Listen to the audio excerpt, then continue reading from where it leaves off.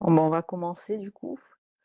Bonjour à toutes et à tous. Donc moi, je suis le docteur Yael Lévy. Je travaille en réanimation cardio-congénitale et pédiatrique au CHU de La Réunion, où je suis MCUPH.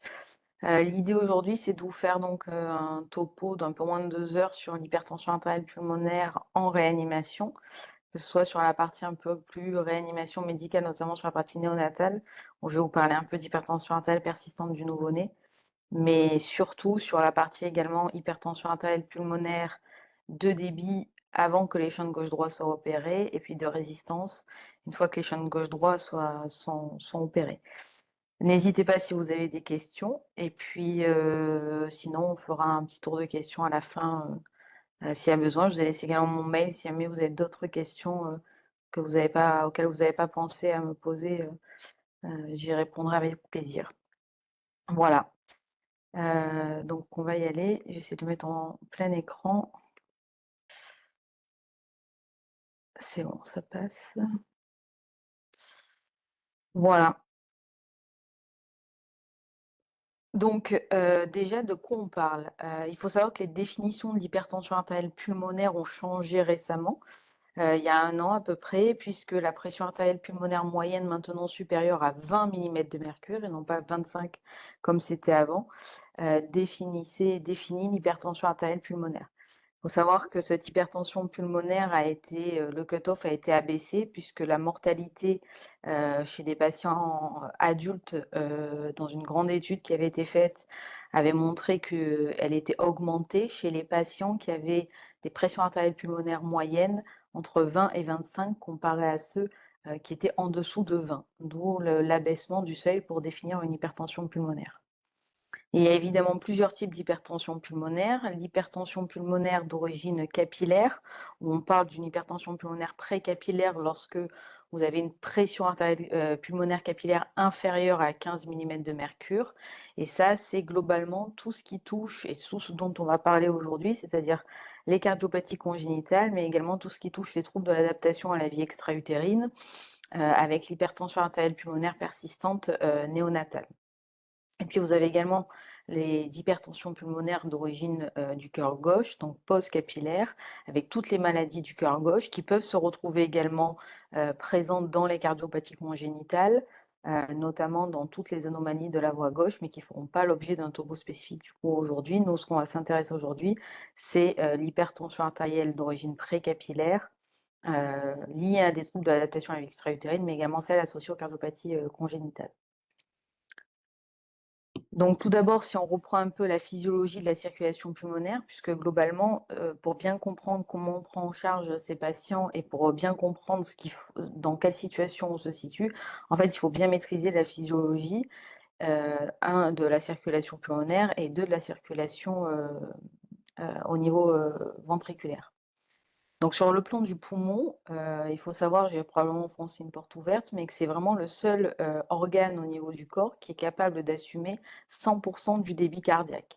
Et ça, c'est important puisque c'est un organe où, pour assumer ce débit cardiaque qui peut être même très augmenté, puisque que ce soit sur un cœur sain quand on fait un sprint ou que ce soit justement chez des tout petits avec des gros shunts gauche-droit qui vont avoir un énorme débit pulmonaire à 3-4 fois la normale, il va y avoir une capacité de ce poumon à être recruté au niveau de sa circulation.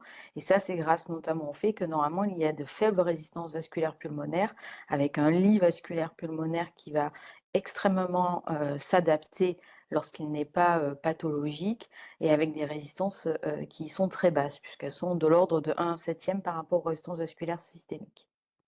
Et donc, ces capacités rapides d'adaptation au débit, c'est quelque chose qui est important à garder en tête, et c'est important parce que finalement, c'est sur ça qu'on va jouer, puisque si ces petits vaisseaux sont capables de s'adapter à des variations de débit de façon très rapide, ça veut dire qu'on va avoir des armes thérapeutiques pour jouer sur ces variations de débit à travers les poumons. Et donc à garder en tête la formule évidemment du débit pulmonaire qui regarde la différence des pressions qui règne entre la sortie du système, entre l'entrée du système et la sortie du système, rapportée aux résistances vasculaires pulmonaires. Donc si on regarde un petit peu ce qui se passe sur le nouveau-né à la naissance, et puis après on rentrera dans le vif du sujet sur la cardiopathie congénitale. Globalement, et ça vous le savez, un nouveau-né, lorsqu'il va naître, va avoir tout un tas d'adaptations qui vont se mettre en place. Et la circulation pulmonaire va se mettre en place et les résistances vasculaires pulmonaires vont diminuer progressivement au cours des premiers jours de vie. Et ça, c'est lié au fait qu'on a extrêmement peu de débit qui passe chez le fœtus dans les artères pulmonaires et qu'au fur et à mesure, avec le premier cri du bébé, ben, tout le débit va passer à travers les artères pulmonaires. Les shunts fétaux, que sont le canal artériel et le foramen ovale perméable, vont se fermer et vous allez avoir une baisse progressive des résistances vasculaires pulmonaires de l'ordre d'un facteur 5, hein, puisqu'on estime qu'elle passe de 0,4 à 0,08 grâce à l'augmentation du débit à travers les poumons et avec toute une adaptation de la cellule endothéliale pulmonaire. Donc, qu'est-ce qui va se passer d'un point de vue physiologique? Lorsque vous allez avoir le clampage du cordon et le premier cri du bébé, on va le séparer des prostaglandines naturelles produites par le placenta. Il va y avoir donc une augmentation brutale des résistances vasculaires systémiques. Vous allez également avoir tout le système de ventilation avec un apport en oxygène alvéolaire et une baisse du CO2 qui va permettre du coup une vasodilatation artérielle pulmonaire et permettre une relaxation du coup avec une production de NO via la cellule endothéliale, une augmentation de cette vasorelaxation au niveau de la cellule musculaire lisse pulmonaire.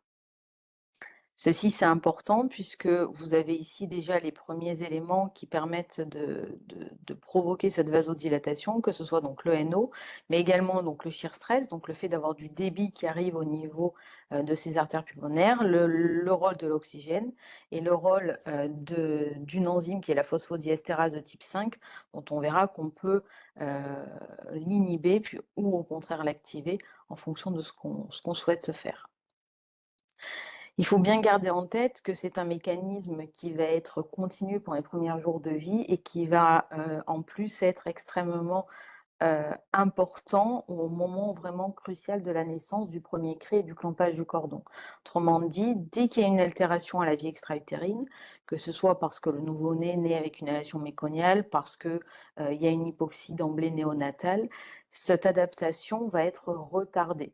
Et donc les enfants et donc ces nouveau-nés vont rester en hypertension artérielle pulmonaire, c'est-à-dire que les résistances vasculaires pulmonaires qui devaient baisser d'un facteur 5 ne vont pas baisser et vont rester très élevées.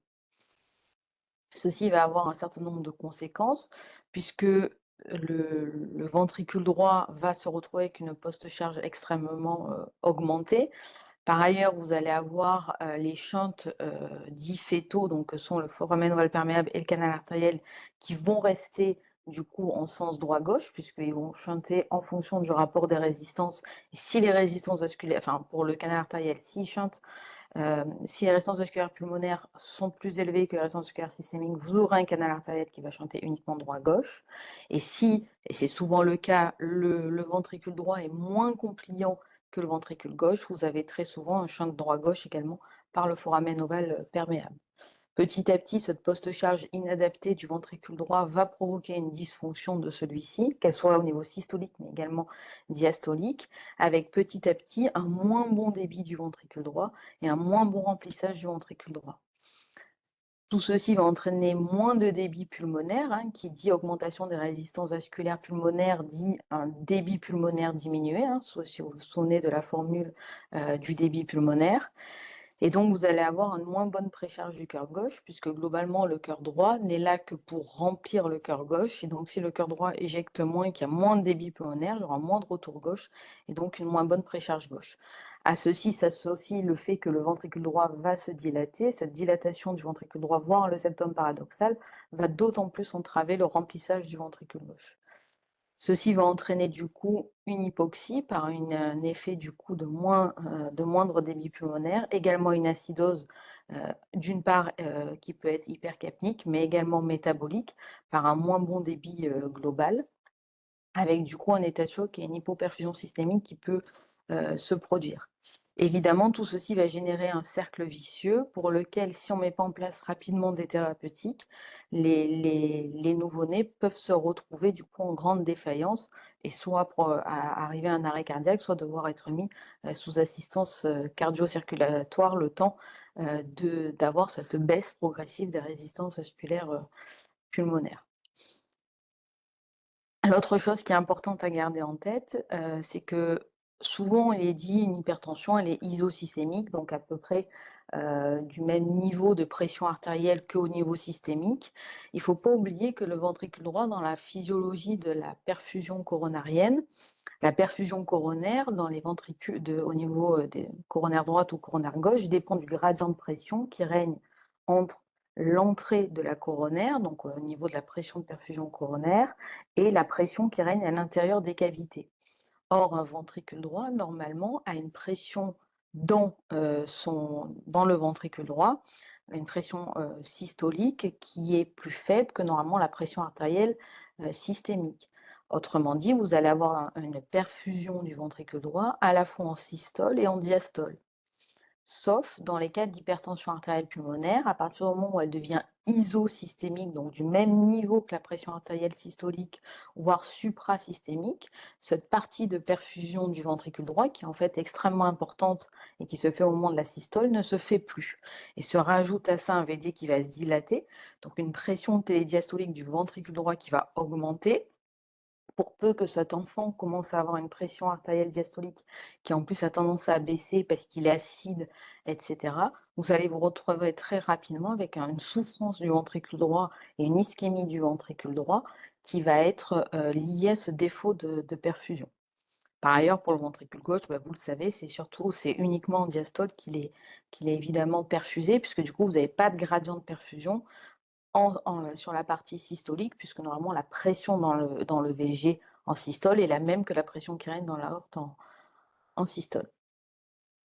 Et donc ça, c'est important, puisque c'est une source vraiment précoce de souffrance du ventricule droit, lorsqu'il y a une HTAP iso ou suprasystémique. Donc c'est important à avoir en tête, notamment ne pas laisser s'installer une HTAP isosystémique en se disant pour le moment ça ne parle pas. Il faut se dire qu'on perd au bas mot au moins 50% de la perfusion coronarienne du ventricule droit. Et ceci, ça a été clairement démontré avec une très belle revue, pour ceux en tout cas qui aiment la physiologie. Cette revue publiée dans Anesthésiologie de 2018 est vraiment très très bien et elle fait tout un point sur la physiologie et les implications cliniques pour le ventricule droit et sa perfusion. Donc comment est-ce qu'on va prendre en charge le nouveau-né atteint d'une hypertension artérielle pulmonaire persistante à partir du moment où on a fait donc ce diagnostic? Tout d'abord, très souvent, on va devoir le mettre sous ventilation invasive. Alors là, il faut faire attention puisque le niveau de pression de PEP, de pression positive expiratoire, est important à titrer pour plusieurs raisons. Si vous avez un patient qui a fait une inhalation méconiale, qui a 2 poumons blancs, il est évident que vous ne récupérerez et vous n'allez améliorer l'hémodynamique du patient qu'à partir du moment où vous allez réouvrir des alvéoles, qu'à partir du moment où vous allez remettre du coup de l'oxygène dans ces alvéoles et qu'à partir du moment où vous allez recruter des territoires qui vont permettre de laisser diffuser et l'oxygène et retirer le CO2, voire éventuellement administrer du NO. Donc ce PEP va permettre de recruter des territoires alvéolaires qui étaient complètement bouchés, on va dire, par exemple du méconium. À l'inverse, si ce n'est pas ce cas-là et que la radio est complètement noire, évidemment la PEP va avoir comme mécanisme de plutôt augmenter les résistances vasculaires pulmonaires, puisque finalement le volume pulmonaire, on va dilater des alvéoles qui étaient déjà ouvertes, puisque le problème n'est pas alvéolaire, le problème d'hypoxie n'est pas alvéolaire, c'est un problème de débit. Et donc, vous allez avoir tendance à aggraver l'HTAP. Donc vraiment, il faut titrer la PEP en fonction du contexte et de fait de la radio également chez le nouveau-né et de ce que vous souhaitez faire vis-à-vis de cette PEP. Donc si le nouveau-né a une hypertension artérielle pulmonaire qui est très sévère avec une radio qui est plutôt noire, c'est pas choquant de mettre 3 ou 4 de PEP grand maximum. Si à l'inverse, vous avez un nouveau-né avec un poumon blanc d'inhalation méconiale, avec dans les 2 cas une HTAP, c'est pas du tout hallucinant de mettre 10-12 de PEP à ce nouveau-né pour essayer de recruter des territoires alvéolaires. Et souvent, ça marche très bien. Donc il faut vraiment garder en tête cette courbe en U et savoir qu'est-ce qu'on souhaite faire par rapport au volume pulmonaire que j'ai de façon sous-jacente chez le patient que je prends en charge. Évidemment, l'objectif de la ventilation invasive, c'est d'essayer d'augmenter évidemment l'apport en oxygène, puisque l'oxygène est le premier vasodilatateur artériel pulmonaire. Il faut viser une capnie normale basse, puisque le fait d'avoir plutôt une normocapnie, voire une capnie un petit peu, une hypocapnie, permet de diminuer les résistances vasculaires pulmonaires et surtout ne pas laisser s'installer également une acidose. Ça, c'est extrêmement important puisque acidose et hypoxie, vous voyez que c'est exponentiel l'augmentation des résistances vasculaires pulmonaires. Donc, c'est primordial de ne pas laisser s'installer une acidose. Donc, si vous commencez à avoir une acidose d'origine notamment métabolique et que vous n'avez pas encore de problème de capnie, il ne faut pas hésiter à tamponner cette acidose pour essayer de faire baisser, en tout cas de ne pas aggraver l'hypertension artérielle pulmonaire. L'autre objectif de notre réanimation et notre prise en charge, c'est de restaurer une hémodynamique chez ce patient. Et donc, on a bien vu que la fonction ventriculaire droite est extrêmement altérée chez ces patients, liée notamment à cette augmentation de la post-charge, avec du coup le fait que la perfusion coronarienne du ventricule droit va être altérée. Et donc, le chorotrope fait partie en tout cas des thérapeutiques qui peuvent être utilisées et qui sont intéressantes. Sans bolus, intéressantes pourquoi? Parce qu'elles ont un effet du coup inotrope, qui a un effet vasodilatateur, alors certes systémique, mais également artériel pulmonaire, avec une voie, avec des études qui ont clairement montré une baisse des résistances vasculaires pulmonaires grâce au chorotrope, et aussi un effet, ce qu'on dit un peu lusitrope positif, c'est-à-dire un effet sur la compliance ventriculaire, et donc il y a probablement une amélioration de la fonction diastolique des ventricules sous chorotrope. L'autre point intéressant, c'est qu'il y a un effet synergique qui a été démontré avec certains vasodilatateurs pulmonaires, et donc NO seul par exemple, ou monoxyde d'azote plus chorotrope. Monoxyde d'azote plus chorotrope fait mieux que NO seul en termes de vasodilatation artérielle pulmonaire. L'autre pan du coup sur lequel il faut agir, c'est sur la résistance en elle-même, donc à la fois la pompe où il faut agir, et également les résistances vasculaires pulmonaires. Et donc le premier vasodilatateur artériel pulmonaire en dehors de l'oxygène, c'est le NO inhalé. Pour le coup, ça fait plus de 20 ans que ça avait été démontré. C'est synergique avec le chorotrope. L'autre avantage de la voie inhalée, et je vous ai fait un petit schéma après pour bien fixer les choses, c'est que ça va se distribuer le NO que dans les alvéoles qui sont par définition ouvertes, et donc va aller vasodilater les vaisseaux en regard de ces alvéoles ouvertes, contrairement aux vasodilatateurs par voie systémique qui vont aller dilater toute la circulation pulmonaire, peu importe si l'alvéole elle est malade ou pas malade. L'avantage avec la voie inhalée, c'est que ça ne se distribue que dans les alvéoles qui ne sont pas malades au sens condensé. Condensé. Et donc ça, c'est intéressant. Évidemment, dans le New England, il y a 20 ans, ça avait démontré une diminution très significative du recours à l'ECMO chez ces nouveau-nés, l'inhalation de monoxyde d'azote. Et c'est quasiment instantané, que ce soit à la fois quand on le met, il y a un vrai effet qu'on peut voir quasiment immédiatement, et à l'inverse, quand on l'arrête, alors que le patient en était dépendant, notamment on le reverra dans le post-opératoire de chirurgie cardiaque, ça va extrêmement vite également. Quand on l'arrête, les résistances peuvent reflamber dans les 3 minutes qui suivent. Les autres voies d'action en dehors du monoxyde d'azote, c'est la voie des prostacyclines, avec notamment l'Iloprost, qui est une prostacycline inhalée cette fois-ci, qui a aussi l'avantage d'améliorer ces fameux rapports ventilation-perfusion, puisqu'il va aller vasodilater des territoires qui sont normalement bien ventilés, puisqu'il ne se sera distribué que dans les alvéoles bien ventilés. Le seul effet secondaire, c'est la bronchoconstriction, qui est quand même extrêmement rare, mais qu'il faut garder en tête quand on fait les aérosols chez ces malades, d'aller les ausculter une fois au moins le premier aérosol de lancer. Les autres traitements qui ont été démontrés comme étant potentiellement efficaces, évidemment, c'est le sildenafil, qui joue sur exactement la même voie que le NO, parce que ça joue sur la phosphodiesterase de type 5, celle que je vous ai montrée tout à l'heure dans le schéma. Le problème du sildenafil, c'est que comme c'est une molécule du coup qui va être donnée par moi cette fois-ci systémique, ça va avoir des effets à la fois sur toute la circulation pulmonaire, peu importe que l'alvéole soit malade ou pas, mais également sur la circulation systémique. Et donc, vous allez avoir très souvent une hypotension artérielle lorsqu'on donne du sildenafil, ou en tout cas des tensions un peu plus basses, à H2, souvent de la prise de sildenafil.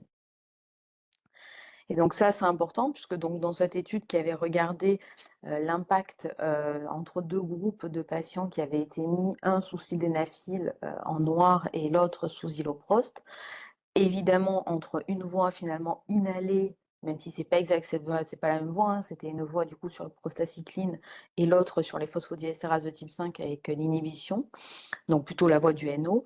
Et donc l'iloprost en pointillé, vous aviez dans le groupe par voie systémique, donc le groupe sildenafil, plus d'inotrope, plus de vasopresseurs et une durée de ventilation mécanique qui était plus élevée,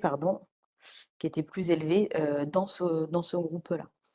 Et ça, c'est important puisque, comme je vous ai dit, l'avantage de la voie inhalée, c'est de ne pas avoir de répercussions non seulement au niveau systémique, mais également au niveau des territoires alvéolaires qui peuvent se retrouver mal ventilés, ce qui peut expliquer probablement la durée de ventilation mécanique probablement un peu plus prolongée dans le groupe sildenafil. Donc voilà pourquoi il faut garder en tête que toute molécule qui se donne par voie systémique peut entraîner une aggravation de l'hypoxie, hein. Si vous avez des alvéoles non ventilés, par rapport à des alvéoles qui sont bien ventilées, vous allez avoir normalement une vasoconstriction en regard d'alvéoles qui ne sont pas bien ventilées. Donc on dit une vasoconstriction hypoxique en regard de ces territoires mal ventilés, qui va être littéralement levée, hein, lorsque l'on donne tous ces vasodilatateurs artériels par voie systémique. Contrairement à la voie inhalée, où la voie inhalée, ça va ne se distribuer que dans l'alvéole qui évidemment est bien ventilée. Donc potentiellement, vous avez vraiment dans les voies systémiques des hypertenseurs artériels pulmonaires une vasodilatation importante avec un risque d'hypoxémie chez ces patients et un risque d'aggravation de l'hypoxémie chez ces patients. Une autre prostacycline, cette fois-ci, donc on a vu la voie inhalée qui est l'iloprost. Une autre prostacycline, cette fois-ci par voie IV, c'est le Flolan, qui est un vasodilatateur, cette fois-ci pareil, hein, pulmonaire, mais qui a du coup les effets également systémiques, avec un effet également de baisse des résistances vasculaires pulmonaires, au détriment évidemment des conséquences si jamais il y a des troubles ventilatoires associés avec un risque d'hypoxémie aggravée. Il y avait quelques case series en aérosol, mais pas grand-chose, puisque finalement, l'iloprost est l'équivalent du Flolan en aérosol. La voie sous-cutanée a également été développée avec le rémodulin. Avec là, il n'y a pas beaucoup de données dans l'hypertension persistante du nouveau-né, c'est plutôt sur les HTAP qui persistent au long cours, avec du coup un effet surtout vasodilatateur pulmonaire, mais également un effet systémique, hein. Même si c'est de la voie sous-cutanée, ça va vraiment un effet également sur toute la voie pulmonaire, où toute la voie pulmonaire va être vasodilatée, évidemment, et également la voie systémique, mais de façon moins prononcée que la voie IV. Ensuite, il y a une autre voie sur laquelle on peut jouer, hein, c'est les antagonistes des récepteurs de l'endothéline. L'endothéline, c'est un puissant vasoconstricteur artériel pulmonaire qui se situe, sur lequel le récepteur se situe au niveau de la cellule musculaire lisse, et c'est la cellule endothéliale qui est juste au-dessus de la cellule musculaire lisse qui va sécréter de l'endothéline qui va aller se fixer sur ce récepteur. Et donc des antagonistes de ces récepteurs, comme par exemple le bosantan, mais il y en a d'autres depuis, qui ont surtout été développés pour le moment chez l'adulte et qui n'ont pas encore la même chez l'enfant, a l'avantage de ne pas provoquer de vasodilatation systémique et de provoquer une vasodilatation artérielle pulmonaire générale, hein, de tout le poumon, parce que c'est donné par voie systémique, per os, avec une belle diminution, là ici on le voit, une amélioration de l'index d'oxygénation chez les patients après prise de bosantan par rapport au placebo, qui se situe à peu près 5 heures après la première dose, avec une amélioration de cet index d'oxygénation. Donc c'est ce qui a permis d'ailleurs d'avoir une AMM sur ce médicament pour les petits. Avec une durée du coup évidemment de ventilation mécanique qui avait été diminuée de façon significative. Donc là, sur ce schéma est représenté toutes les voies sur lesquelles on peut jouer au niveau des résistances vasculaires pulmonaires et au niveau du couple cellules endothéliales ici en violet et cellules musculaires lisses ici en marron. Donc la voie du NO inhalé, qui est NO inhalé et NO qui est sécrété par cette cellule endothéliale, qui va aller sur la voie et aller jouer sur la voie du GMP cyclique. Le GMP cyclique va provoquer une vasodilatation de cette cellule musculaire lisse, et ce GMP cyclique est dégradé par la phosphodiesterase de type 5, et cette phosphodiesterase de type 5 va être inhibée par une molécule qu'on utilise en relais souvent du NO inhalé, qui est le sildenafil. Ensuite, vous avez également une vasodilatation artérielle pulmonaire qui va être possible au niveau de la cellule musculaire libre par la voie de l'AMP cyclique. Et cette AMP cyclique est dégradée par la phosphodiesterase, cette fois-ci de type 3. Et celle qui inhibe la phosphodiesterase de type 3, c'est l'amylrinone, d'où l'idée de plus utiliser de l'amylrinone dans les problèmes de cœur droit chez ces patients. Ensuite, vous avez les deux autres voies dont on a parlé, le fameux bosentan, donc, qui est un antagoniste des récepteurs de l'endothéline, récepteurs endothéline qui sont sur les cellules musculaires lisses, et la voie des prostacyclines avec les prostacyclines inhalées comme l'iloprost ou les prostacyclines IV comme le Flolan ou sous-cutanées comme le Rémodulin. Dans tous les cas, ils vont provoquer une vasodilatation artérielle pulmonaire au niveau de la cellule musculaire lisse pulmonaire via cette voie d'activation qui va activer la voie de l'AMP cyclique comme l'amylrinone. D'où le fait que, et vous allez voir, c'est assez synergique puisque vous voyez que l'amylrinone, en inhibant la phosphodiesterase de type 3, permet finalement d'augmenter le taux d'AMP cyclique qui peut être, lui, augmenté par notamment la voie des prostacyclines, ou à l'inverse, augmenter le taux d'AMP cyclique combiné à une augmentation du GMP cyclique par exemple, les voies du NO.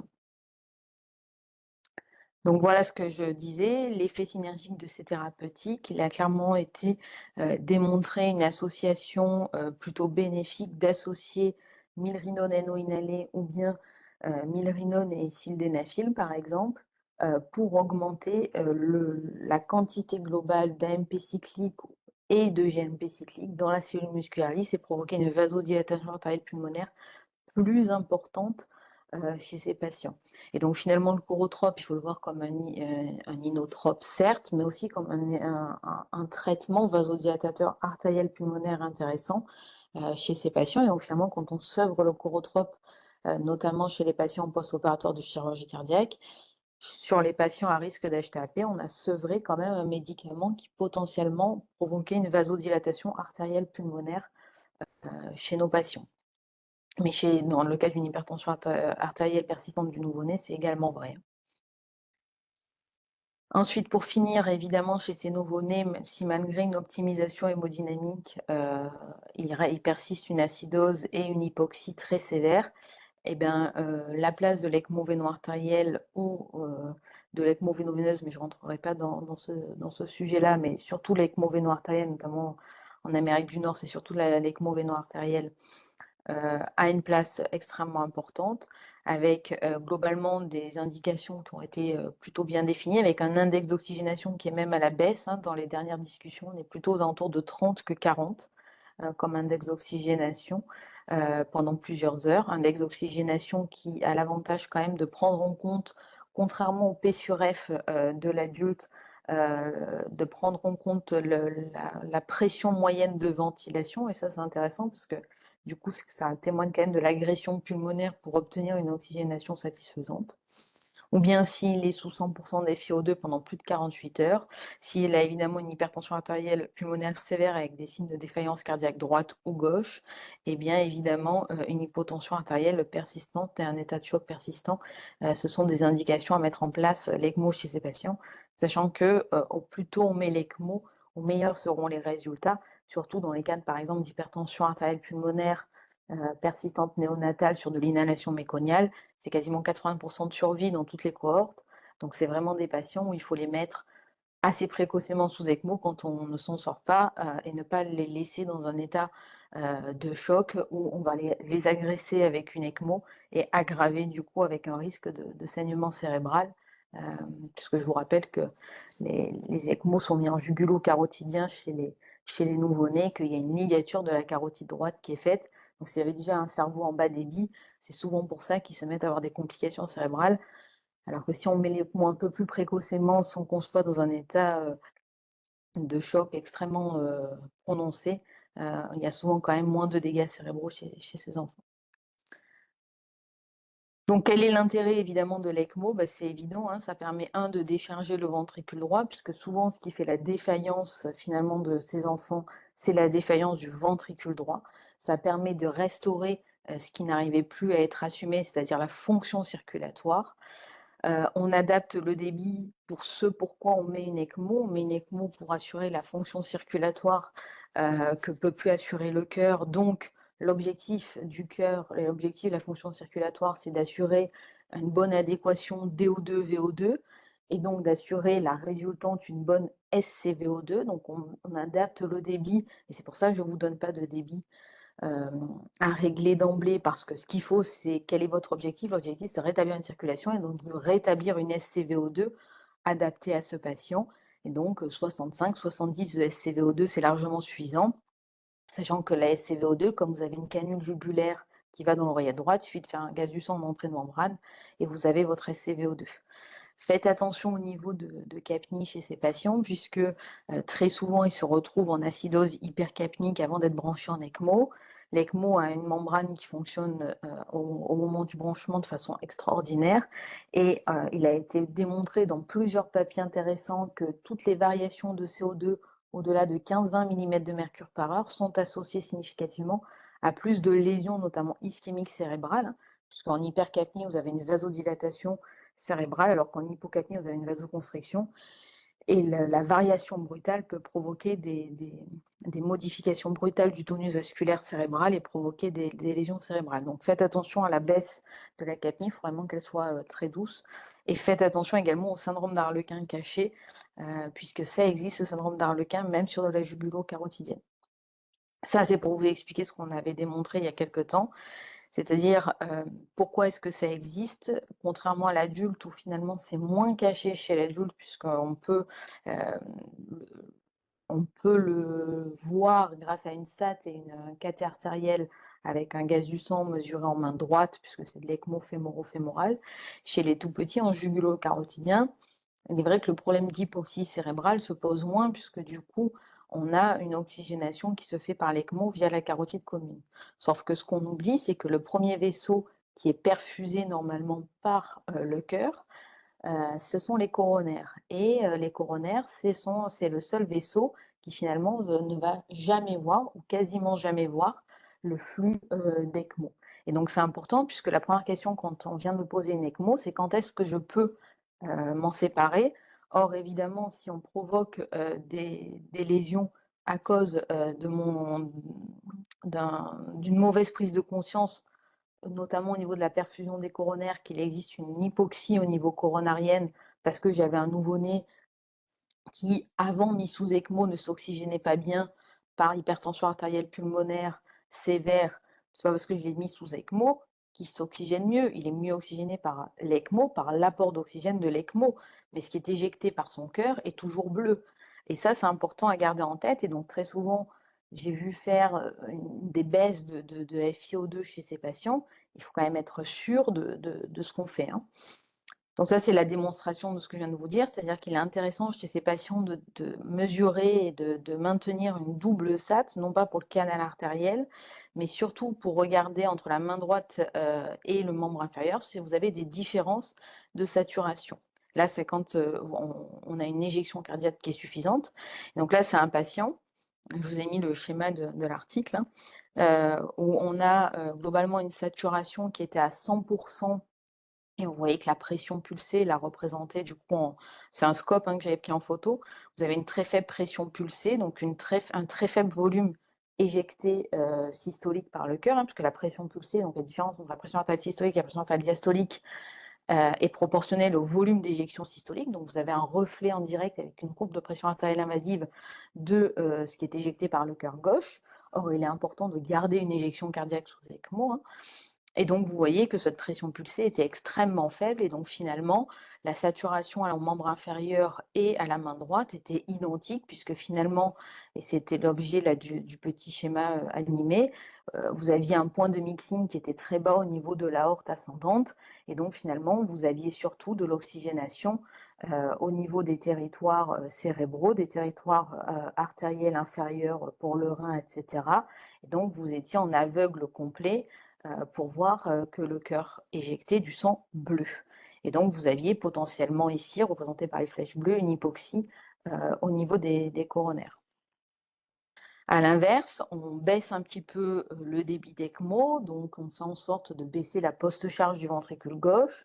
On met un petit peu d'inotrope par exemple, ou bien le VG commence à récupérer, peu importe. Dans ce cas-là, c'était le VG qui commençait à récupérer. Et on voit que la pression pulsée s'améliore, parce que vous avez une différence systole-diastole là, qui augmente comparé à là. Donc il y a bien une augmentation de volumisation systolique. Donc cette augmentation de volume d'injection systolique fait que votre point de mixing va se situer plus lointain dans l'aorte, plutôt au niveau de la crosse. Et donc là, vous allez vous retrouver avec un syndrome d'Arlequin qui est donc du coup de ce fait démasqué, puisque vous allez avoir du coup du violet, ça va devenir du coup du sang mélangé à la fois bleu et rouge. Et là en bas, vous allez voir la désaturation apparaître chez les patients. Et donc la saturation que vous allez voir au membre inférieur chez ces patients va être extrêmement intéressante puisque c'est du sang qui est mélangé. Autrement dit, les coronaires sont soumis à un sang qui est bleu et non violet, donc qui est encore plus faible. Donc si au membre inférieur, vous tombez à 80, peut-être que les coronaires sont à 70 ou 60, on ne sait pas. En tout cas, c'est extrêmement faible. Or, vous le savez aussi, en physiologie, l'organe qui extrait le plus d'oxygène, c'est le cœur. Quand il y a 100% d'oxygène qui rentre dans les coronaires, au niveau du sinus coronaire veineux, il en ressort 30%. Autrement dit, il y a une extraction entre 60 et 70%. Donc, lorsque vous atteignez des seuils de saturation dans les coronaires de l'ordre de 70-75%, évidemment, vous pouvez vous retrouver avec des lésions ischémiques chez ces patients. Voilà, c'est la petite parenthèse pour ceux qui font de l'ECMO qui est importante quand même à garder en tête, même sur du post-op de chair cardiaque si jamais ils sont cannulés en périphérie. Ça, c'est ce que je vous ai dit tout à l'heure sur les risques de l'hypocapnie. Donc, il faut faire attention au niveau cérébral de ne pas baisser trop vite, 15-20 mm de mercure par heure, grand maximum. Autrement dit, si vous avez 120 mm de mercure, ça prendra 6 heures facilement pour faire baisser et normaliser doucement la capnie, mais c'est pas grave. Ce qui compte, c'est les variations plus que le chiffre en lui-même. Ce qui est intéressant sur la partie hypocapnique, c'est qu'on peut également l'utiliser puisque c'est un bon vasodilatateur pour le coup artériel pulmonaire, parce que ça fait l'inverse entre le cerveau et les poumons. Ça vasodilate au niveau des poumons, ça vasoconstricte au niveau cérébral. C'est ça qui est important de garder en tête. Et à garder en tête également que donc ce que je vous disais pour le cerveau, c'est qu'à peu près 1 mm de mercure en moins, c'est 4% de débit sanguin cérébral en moins, pouvant aller jusqu'à l'arrêt circulatoire cérébral. Et malheureusement, pour avoir vécu il y a quelques années, par une erreur de débitmètre d'ECMO, de balayage, un arrêt circulatoire complet cérébral chez un nouveau-né, qui est décédé d'ailleurs. Voilà, donc ça c'est ce que je voulais vous dire pour tous ceux qui font un peu de l'hypertension du nouveau-né, parce que souvent il y a des gens qui travaillent en réanimation mixte. Et là je vais vous parler de l'hypertension cette fois-ci des shunts gauche-droite, donc plutôt cardio uniquement, avec du coup la partie hypertension de débit, qui n'a rien à voir avec ce dont on a parlé, qui est là toute la partie préopératoire et péropératoire. Et à l'inverse, vous verrez que la partie post-opératoire ressemble finalement énormément, parce que c'est de l'hypertension de résistance, à ce qu'on vient de discuter sur le nouveau-né, une hypertension persistante du nouveau-né, où c'est une HTAP de résistance. Donc, par la physiologie qu'on vient de voir, dans les shunts gauche-droit, comme il va y avoir une baisse progressive des résistances vasculaires pulmonaires au fur et à mesure qu'on s'éloigne de la naissance, évidemment, tout shunt gauche-droit va avoir tendance à s'aggraver au fur et à mesure qu'on s'éloigne de la naissance. Et donc, vous avez une augmentation du shunt gauche-droit au fur et à mesure qu'on s'éloigne de la naissance du nouveau-né. Donc, il n'est pas rare qu'une CIV qui ne soufflait pas chez un nouveau-né à J3 de vie se mettent à souffler et à avoir des signes de retentissement à 15 jours, 3 semaines de vie chez ces tout-petits. Ce qui va entraîner du coup une dilatation du cœur gauche, notamment dans les shunts post-tricuspides, hein, puisque vous allez avoir du coup un passage de sang VG, VD, AP, avec du coup une dilatation du cœur gauche, parce que vous allez avoir une augmentation du coup de la précharge gauche à partir du moment où vous avez un shunt qui est au-delà de la tricuspide. À l'inverse, tous les shunts au-delà, en amont de la tricuspide vont dilater le cœur droit puisqu'ils vont augmenter la précharge du cœur droit. Pourquoi est-ce que finalement les shunts gauche-droit vont avoir tendance à s'aggraver au fur et à mesure qu'on va s'éloigner de la naissance et pourquoi finalement on peut atteindre des 4-5 QPQS en termes de rapport facilement, voire même au-delà? C'est grâce donc à cette fameuse circulation pulmonaire hein, dont on a parlé tout à l'heure. Cette circulation pulmonaire a des zones qui ont été définies, qui sont les zones de West, qui témoignent du recrutement vasculaire. Il faut savoir que ces zones de West, au niveau des bases du poumon, vous allez avoir une zone plutôt favorable en termes de pression qui règne au niveau du vaisseau par rapport à la pression alvéolaire, et donc vous allez avoir de nombreux échanges qui vont se faire. Et à l'inverse, au niveau des sommets, vous allez avoir plutôt une vasoconstriction qui va se faire, parce que vous allez avoir une pression alvéolaire qui va être plus élevée. Néanmoins, à partir du moment où vous allez avoir une augmentation du débit pulmonaire et donc ce couple cellule endothéliale, cellule musculaire lisse qui est au niveau physiologique et au niveau cellulaire, ce qui va permettre justement de recruter ces territoires, vous allez avoir toute une cascade donc de molécules mises en jeu, avec au niveau de la vasodilatation, les voies qu'on a vues tout à l'heure, hein, la voie du NO, avec la voie du GMP cyclique, la voie de l'AMP cyclique qui vont être activées, et à l'inverse, des voies qui vont être qui vont normalement être inhibées, qui sont les voies plutôt vasoconstrictrices, qui sont la voie de l'endothéline. Et donc finalement, petit à petit, ce shunt gauche-droit va permettre de recruter des territoires vasculaires de plus en plus. Et donc il n'est pas rare pour ceux qui ont l'habitude de faire la chirurgie cardiaque sur des gros shunts gauche-droit, de voir des radios du thorax avec une vascularisation pulmonaire extrêmement importante et allant jusqu'en périphérie du poumon et jusqu'au sommet, chose qu'on ne voit pas normalement en l'absence de shunt gauche-droit. Et cette augmentation importante du débit n'est pas sans conséquence, puisque du coup, au niveau cellulaire, il va y avoir toute cette activation de la cellule endothéliale qui va aller demander, via tout un tas de médiateurs, à la cellule musculaire lisse de se vasodilater. Mais petit à petit, de façon chronique, cela va altérer évidemment cet endothélium.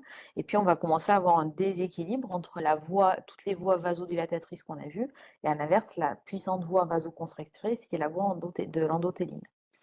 Et donc ça, c'est important puisque c'est ce qui va expliquer que petit à petit, et c'est pour ça qu'il faut fermer ces champs de gauche-droit, petit à petit, vous allez avoir une prolifération de la cellule musculaire lisse en réponse, si vous voulez, à cette augmentation du débit qui se fait au niveau de la circulation pulmonaire.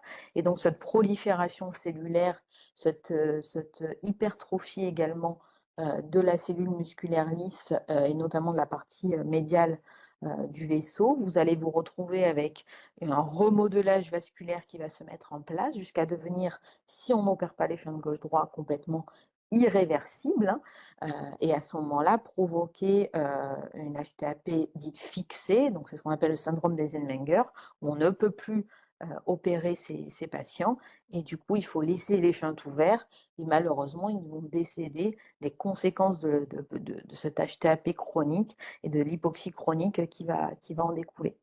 Donc voilà, l'objectif évidemment de prise en charge des patients et de traitement des patients, c'est d'intervenir avant ce stade irréversible et le plus tôt possible.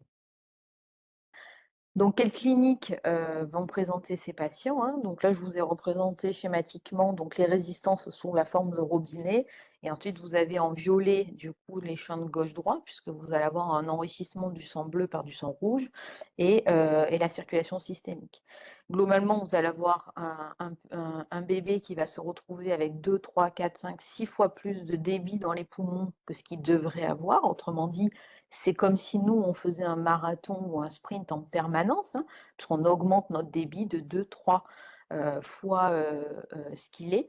Donc évidemment, il a du mal à la téter, hein, puisqu'il est en marathon permanent, il est incapable de manger. Nous aussi, on ne serait pas capable de manger si on était en train de faire un sprint. Et également, évidemment, de prendre du poids. À l'inverse, qui dit hyperdébit d'un côté, dit hypodébit de l'autre. Et donc, évidemment, les tissus au niveau systémique sont en souffrance, mais comme ça s'est fait de façon très progressive, la microcirculation s'est extrêmement bien adaptée à augmenter son extraction d'oxygène. On a une capacité d'extraction. Normalement, on extrait à peu près de l'ordre de 30% d'oxygène, mais avant de faire du lactate, hein, il faut que la SVO2 tombe aux alentours de 40%. Donc entre 70 et 40%, on a une réserve quand même de l'ordre de 20 à 30% d'extraction.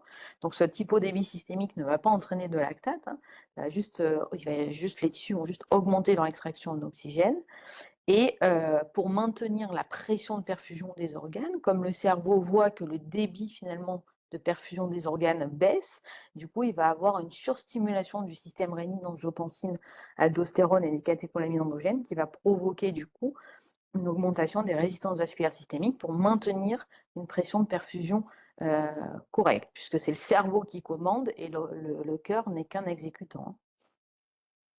Donc, ce sont des bébés qui sont en polypnée majeure, en sueur, en hypodébit évidemment mésentérique et avec plus ou moins une hépatomégalie. Ils ont très souvent une hépatomégalie quand même assez prononcée.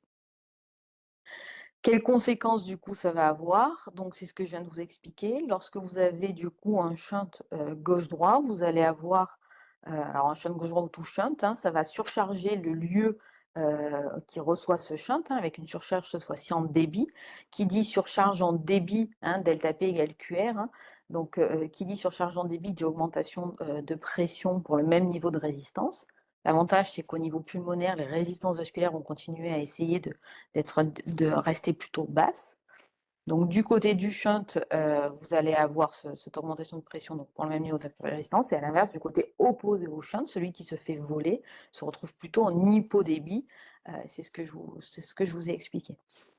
Et donc ça, c'est important à avoir en tête. Et c'est important de ne pas être focalisé que sur finalement les poumons et par exemple la ventilation. Il faut aussi jouer sur la partie qui est volée parce que du coup, comme ça, le sang va aller là où c'est le plus simple.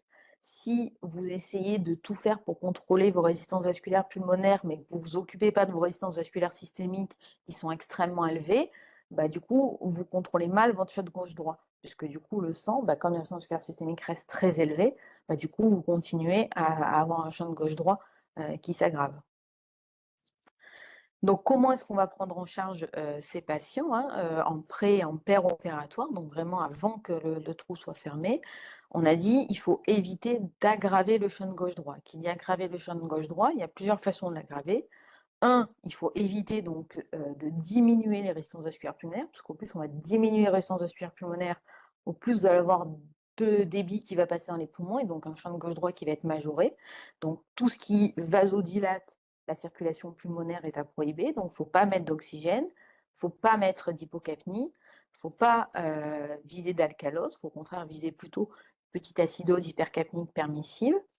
Pour éviter l'anémie, puisque je vous rappelle que dans les résistances et dans la rhéologie, la viscosité sanguine est extrêmement importante, hein, et donc au plus vous avez un sang visqueux, au plus les résistances montent. Donc évidemment, à l'inverse, au plus vous êtes anémie, au plus le sang est fluide et au plus il va y avoir de débit.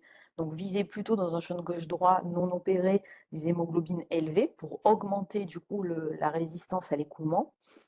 Utiliser également une PEP élevée, hein, puisqu'on a vu que lorsque on met de la PEP à une alvéole qui n'est pas malade, elle va un petit peu se distendre et donc écraser le vaisseau en regard et donc augmenter, c'est la courbe en U, les résistances vasculaires pulmonaires. Évidemment, on n'utilise pas de vasodilatateur artériel pulmonaire. Et l'autre versant, c'est ce que je venais de vous dire, il faut éviter, coûte que coûte, d'augmenter les résistances vasculaires systémiques, hein, parce que si j'augmente les résistances vasculaires systémiques, j'aggrave d'autant le champ de gauche-droit. Et donc, qu'est-ce qui va augmenter les résistances vasculaires systémiques? C'est tout ce qui est hypertension artérielle, bien entendu, tout ce qui est hypothermie, la douleur, Et donc, chez ces patients, s'ils sont en train d'hurler, qu'ils sont hypothermes et vous essayez de contrôler votre champ de gorge droit, évidemment, vous allez avoir du mal à tenir ce patient. Et ça, c'est d'autant plus vrai quand on les met au bloc opératoire et qu'au bloc opératoire, il fait froid, ils hurlent, et que c'est comme ça qu'on peut complètement dégrader un patient. Donc voilà, résumé sur le petit schéma comme tout à l'heure avec les histoires de robinet. Qu'est-ce qui peut aggraver un champ de gauche droit? Donc l'augmentation du débit pulmonaire peut du coup être aggravée, le débit pulmonaire peut être augmenté, donc s'aggraver par un apport en oxygène inadapté, donc une hyperoxie. Donc évidemment, c'est des enfants, quand on doit les endormir, que ce soit avant d'être opérés ou pour toute autre raison, on évite de faire, enfin, ne fait pas une préoxygénation à 100%, hein. On les met à 30% grand maximum. On évite l'hypocapnie, donc pareil, hein, les grands coups de bavure ou les grands coups de ballon du bloc pour quand ils commencent à s'endormir, c'est plutôt à proscrire. On évite autant que faire se peut qu'ils soient anémiés de trop les diluer. Donc on fait en sorte qu'ils soient plutôt aux alentours de 15-16 grammes. On les sédate, pareil pour là vous verrez c'est sur la partie résistance de sucre systémique. On évite évidemment, on n'utilise pas de vasodilateur artériel pulmonaire et on évite d'utiliser une faible pression expiratoire positive et une faible pression inspiratoire. Je vous dis ça pourquoi? Parce que par exemple, une fois qu'on a intubé une grosse CIV de B, elle est intubée, on a à peu près équilibré les choses. Il ne faut pas hésiter, s'il est en gros hyperdébit, à mettre une PEP à 7, 8 pour bien contrôler, pour éviter de déséquilibrer le champ de gauche-droit. Pourquoi? Parce que lorsque le chirurgien, à partir du moment où le chirurgien va inciser le patient, la pression de ventilation va être considérablement réduite à partir du moment où on enlève la cage thoracique et à partir du moment où on ouvre le sternum. Et ça, c'est important parce que parfois tout se déséquilibre et les gens partent en CEC en catastrophe sur un champ de gauche-droit qui était déjà en train de se déséquilibrer et pour lequel, à partir du moment où on a incisé le thorax, ça a fini de faire tout déséquilibrer parce qu'en fait, le peu de pression de ventilation qui maintenait encore le champ de gauche-droit à peu près équilibré, et encore qu'on a commencé à avoir des signes avec notamment un IRSA systémique, on va revenir, qui s'effondrait, bah, du coup, on n'a rien anticipé. Le chirurgien, il incise, il enlève l'impact de la ventilation mécanique puisque le thorax est ouvert et vous avez un effondrement complet, un déséquilibre complet du champ de gauche-droit avec un départ en CEC catastrophe. Donc ça, c'est important à garder en tête. Vraiment, on a des moyens d'agir pour éviter que les champs de gauche-droit se déséquilibrent. Et à l'inverse, donc ne pas diminuer le débit systémique, hein, et donc ne pas aggraver ce hypodébit en faisant attention à l'hypothermie, à la douleur, à l'hypertension ou évidemment les vasoconstricteurs artériels. Qui dit baisse du débit systémique, hein, surtout quand il commence à être endormi sous anesthésie générale et où il n'y a plus le cerveau pour surstimuler les catécholamines endogènes et le système rénine-angiotensine-aldostérone, qui dit baisse du débit, dit du coup baisse de pression artérielle, le bolus d'éphédrine ou la mise sous noradré n'est évidemment pas le traitement. Si vous avez suivi tout ce que je vous ai dit, un problème de débit, c'est pour ça que la pression artérielle chute. Donc aller mettre un vasoconstricteur qui ne va faire qu'aggraver l'hypodébit, c'est pas la bonne stratégie. La stratégie, elle est de rééquilibrer le champ de gauche-droit et de remettre du débit dans le bon compartiment. Ensuite, une fois qu'on a passé toute cette phase, on part en CEC et là, vous allez avoir les conséquences sur le lit vasculaire pulmonaire de la CEC. La CEC, surtout chez d'autant plus qu'ils sont petits, évidemment, va se faire avec du sang, des culots, des PFC, ça va saigner, etc. Donc, vous allez avoir un CIRS qui va être extrêmement important. Le rapport de ce qui va être transfusé via le priming de la CEC par rapport à un nouveau-né, par exemple, de 4 ou 5 kilos, c'est quasiment une masse sanguine, donc c'est colossal. Et donc, vous allez avoir un CIRS extrêmement important. Le poumon va être en préopératoire surchargé par ce débit. Toute une activation de la cellule endothéliale et de la cellule musculaire lisse va se faire. Et la CEC va générer également de l'ischémie-reperfusion, puisque autant tous les organes du corps vont être perfusés et avoir un apport en oxygène normal via la canule artérielle de CEC, autant le poumon, comme on fait une réparation dans le cœur, les chirurgiens vont laquer les caves pour ouvrir le cœur et pas être embêté avec du sang, le poumon n'aura plus de flux entérograde via les artères pulmonaires, il ne sera plus alimenté que par un petit peu les bronchiques, et donc c'est un poumon qui souffre, et donc c'est pour ça qu'en post-opératoire chirurgie cardiaque, on a énormément de problèmes pulmonaires, et ceci est d'autant plus vrai que la CEC dure longtemps. Vous avez également un endothélium pulmonaire qui va dysfonctionner, que ce soit par l'ischémie reperfusion dont on vient de parler, mais également par le fait que cette cellule endothéliale avait été activée de manière importante par le shear stress et par l'augmentation du débit qu'il y avait à l'intérieur du vaisseau, et également des altérations des rapports ventilation-perfusion, parce que le poumon non seulement n'est pas perfusé pendant la CEC, mais il est également peu ou pas ventilé pendant la CEC, puisque finalement pendant la CEC, c'est l'oxygénateur, la membrane de l'oxygénation de la CEC qui prend le relais, comme l'ECMO. Et donc finalement, le poumon est très peu ventilé pendant la CEC. Et donc c'est souvent des zones, surtout chez les tout petits, qui vont avoir tendance à s'atelectasier, parce que la CRF est très faible. Et donc vous allez vous retrouver avec des atelectasies, des poumons qui ont été mal ventilés, mal perfusés, et donc des troubles ventilatoires en post-opératoire de chirurgie cardiaque. Tout ceci va concourir à la même chose, c'est-à-dire l'augmentation des résistances vasculaires pulmonaires. Donc dans tous les cas, en post-op immédiat, et c'est un peu comme avec la naissance et le fœtus, au fur et à mesure qu'on va s'éloigner de la CEC, on va avoir cette inflammation et cette augmentation des résistances vasculaires pulmonaires qui va petit à petit se diminuer, se normaliser au fur et à mesure qu'on s'en éloigne.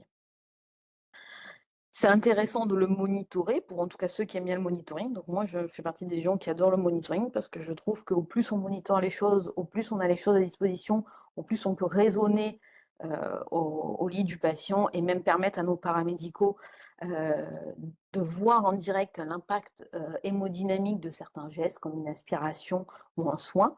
Donc c'est intéressant probablement de monitorer les pressions artérielles pulmonaires, non seulement parce que c'est un reflet également de la bonne fonction du ventricule droit, mais également de voir l'impact d'une aspiration ou d'un réveil.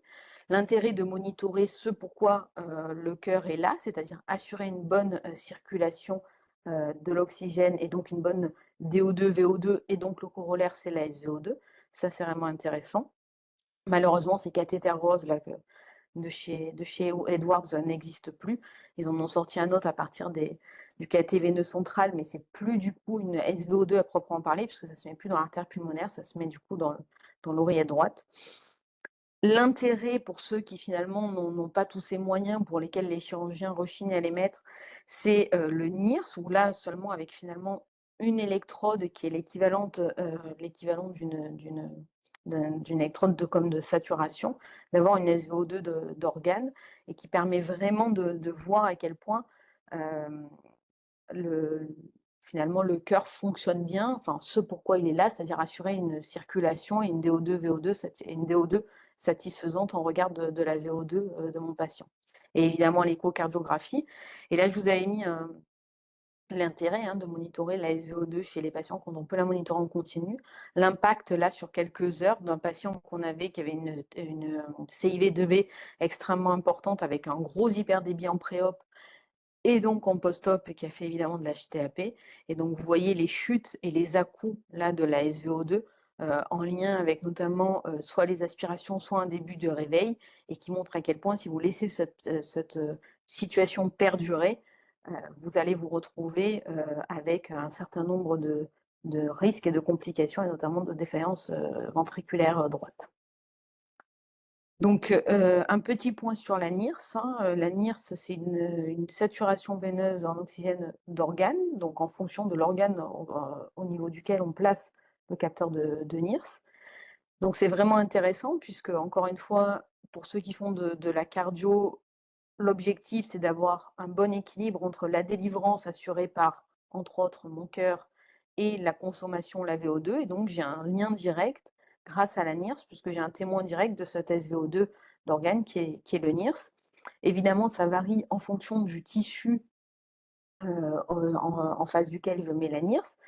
Une NIRS au niveau rénal, comme le rein capte un quart normalement du débit cardiaque, le NIRS rénal, qui reflète la différence finalement d'extraction, ce qui a été extrait, la résultante d'oxygène, la SVO2 du rein, elle est finalement assez élevée puisque comme je prends un quart du débit cardiaque, le rein n'a pas besoin de beaucoup extraire d'oxygène. Donc finalement, une NIRS rénale normale, c'est à plus de 80%, entre 80 et 90%.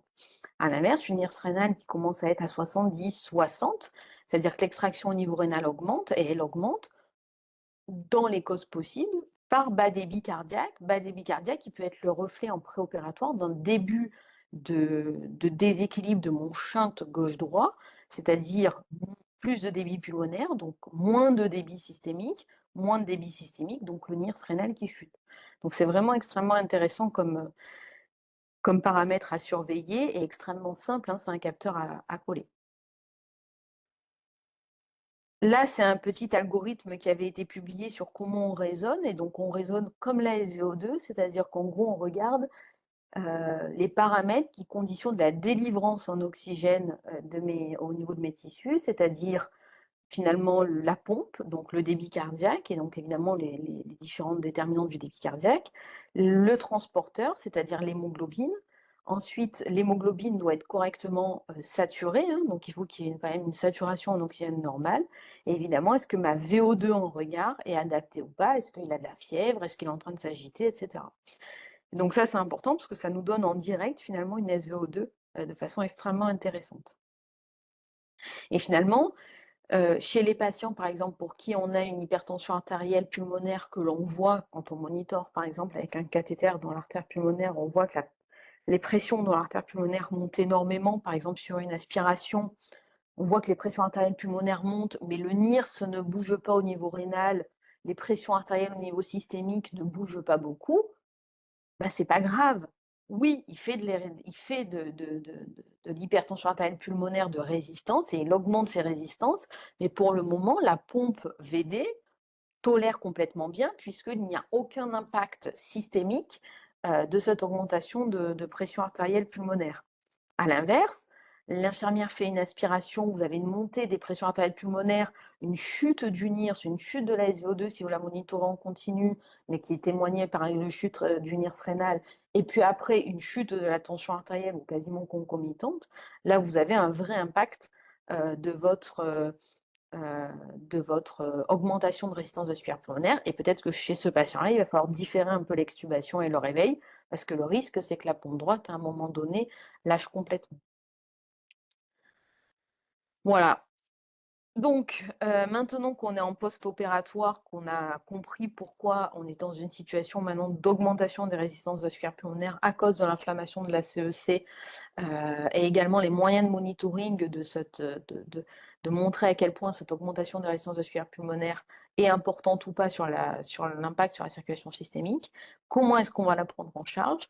Et bien là, ça va rejoindre un peu tout ce qu'on a dit sur la première partie de ce cours, c'est-à-dire la première partie sur l'hypertension artérielle pulmonaire persistante du nouveau-né, c'est-à-dire il faut augmenter du coup les apports en oxygène pour faire baisser les résistances vasculaires pulmonaires, favoriser l'hypocapnie, éviter toute acidose et donc plutôt privilégier l'alcalose. À l'inverse, mettre une PEP si on peut, ça dépend là encore, hein, l'état du poumon, hein, comme j'avais dit sur la première partie du cours, mais plutôt une PEP plutôt faible, sauf si on a des gros troubles ventilatoires, mais plutôt une PEP basse. On évite également de surdistendre le poumon, de ventiler les enfants à 8, 9, 10 ml/kg de volume courant, hein, parce que pareil, hein, la surdistension alvéolaire provoque une vasoconstriction et une augmentation des résistances vasculaires pulmonaires. D'ailleurs, c'est ce qu'on cherchait finalement à faire en préopératoire, notamment en mettant par exemple de la PEP alors que le poumon n'avait pas de trouble ventilatoire. Et on évite évidemment l'association acidose-hypoxie qui fait exploser de façon exponentielle les résistances vasculaires pulmonaires et les augmenter de façon considérable. On lutte également contre la douleur, puisque la douleur est un puissant vasoconstricteur artériel pulmonaire. Donc l'aspiration trachéobronchique est un bon test hein, pour savoir si les enfants peuvent être bien réveillés et extubés. Hein. C'est quand on commence à faire une aspirate trachéobronchique, tout dégringole, le NIR se chute, la pression artérielle systémique s'effondre, c'est probablement qu'il vaut mieux laisser approfondir encore les sédations et laisser dormir cet enfant. Attention à l'hypothermie également qui augmente les résistances vasculaires pulmonaires. Et puis, restaurer également l'hémodynamique, puisque finalement, ces résistances vasculaires pulmonaires vont impacter directement la post-charge du ventricule droit. Donc, soutenir ce ventricule droit toujours avec le corotrope, qui a cet effet intéressant sur les résistances vasculaires pulmonaires en agissant via la phosphodiestérase de type 3 en l'inhibant et donc en permettant que l'AMP cyclique au niveau de la cellule musculaire lisse pulmonaire augmente et donc permette une vasodilatation du lit vasculaire pulmonaire, en plus de son effet inotrope positif. Également le côté synergique dont on a parlé au début du cours avec les autres vasodilatateurs artériels pulmonaires, comme par exemple le NO ou l'hyloprost inhalé. On fait baisser également les résistances vasculaires pulmonaires avec le NO inhalé. L'avantage du coup du NO inhalé, c'est qu'il va aller se distribuer que dans les territoires correctement ventilés. Donc ça va permettre vraiment d'améliorer ces rapports ventilation-perfusion, contrairement par exemple au sildenafil. Ce sildenafil, vous le mettrez en relais du NO inhalé chez les patients qui sont dépendants du NO et qui ont besoin du coup d'avoir un relais comme vasodilatateur artériel pulmonaire à partir du moment où vous avez un poumon à la radio qui est clair et qui n'est plus du tout avec des troubles ventilatoires. Parce que comme je vous avais dit, troubles ventilatoires, il y a un risque d'hypoxie démasqué par le sildenafil qui va aller vasodilater des territoires qui étaient vasoconstrictés en regard d'alvéoles mal ventilés. Attention à l'effet systémique quand même également du sildenafil, puisqu'il a tendance à être hypotenseur, ce sildenafil. Voilà.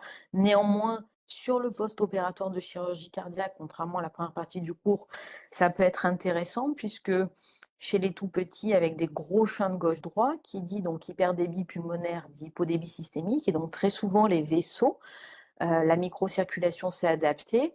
Et donc, quand vous allez remettre du débit à gauche, puisque vous allez fermer le shunt, ils vont avoir tendance à un post-opératoire à être hyper tendu, puisqu'on a remis du débit dans des calibres de vaisseaux qui sont souvent un petit peu en sous-développement. D'ailleurs, souvent, on a des grosses artères pulmonaires très développées à cause de l'augmentation de débit et une aorte qui est moins développée, plutôt un peu plus étroite, avec des Z-scores plutôt un peu plus faibles par rapport au gabarit de l'enfant. Donc le fait de remettre du débit va avoir tendance à monter la tension, puisque delta P égale QR. Donc le temps que les résistances vasculaires systémiques et que la microcirculation s'adaptent, très souvent, et ça c'est un bon signe que tout va bien, ils ont tendance à être plutôt hyper tendus en post-opératoire, dans les premiers jours post-opératoires. Donc finalement le sildenafil, lorsqu'on peut le donner, c'est souvent pas un problème. À l'inverse, si c'est un problème, c'est que probablement on n'est pas encore dans une phase totalement stabilisée chez ces enfants.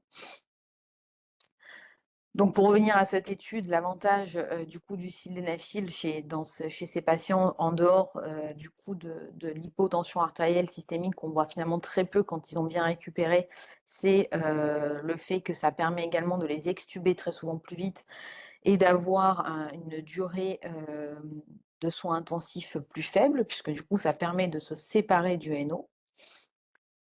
Un autre inhibiteur des phosphodiestérases de type 5, qui est comme le sildenafil, c'est le tadalafil, qui peut être donné également chez les enfants, puisqu'il y a des papiers qui sont en train de sortir.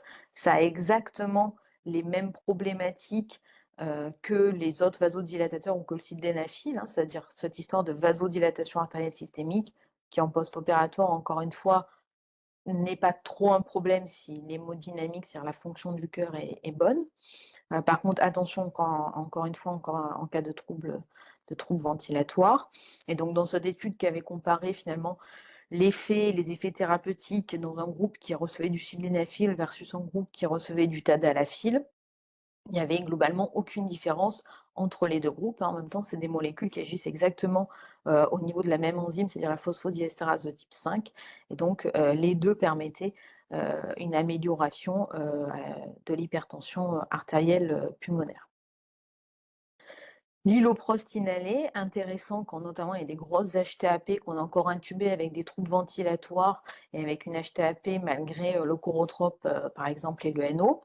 Donc l'hyloprost, il y a de grosses variations de doses dans toutes les études, hein, donc les doses, elles varient de 100 nanogrammes kilo, donc 0,1 gamma kilo, à quasiment 2 gamma kilo en fonction des études. Donc, je vous ai mis à peu près, nous, ce qu'on utilise dans le service, c'est entre 0,3 et 0,5 gamma kilo.